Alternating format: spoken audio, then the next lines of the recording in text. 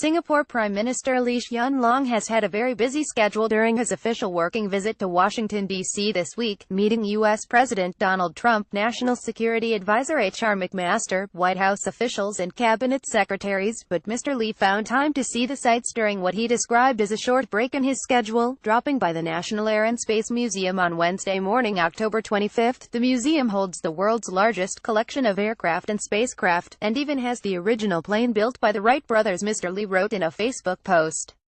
On Monday, Hsien signed the deal with Boeing to purchase 27,779 aircraft and 19,710 Dreamliner jets, so it was fascinating to see how American aviation began. The original Wright Flyer on display at the Air and Space Museum.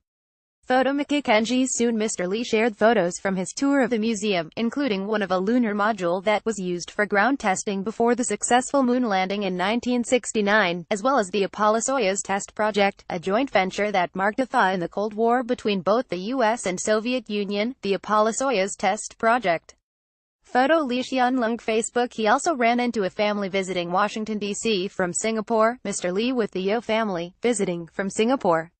Washington, D.C. is one of their stops on the way to Niagara Falls. Photo Hsien. Soon Mr. Lee added that he managed to try the famous Shake Shack burger over the weekend.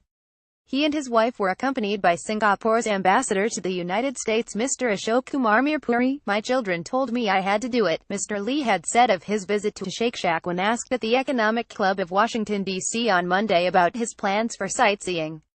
The manager of the Shake Shack outlet, Ivory, provided service with a smile, Mr. Lee said in his Facebook post. Ivory, the manager of the Shake Shack outlet.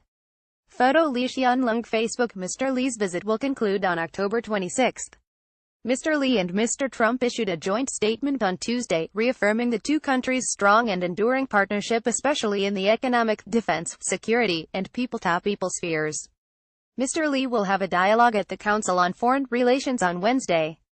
He will also have meetings with Secretary of Commerce Wilbur Ross and National Economic Council Director Gary Cohn.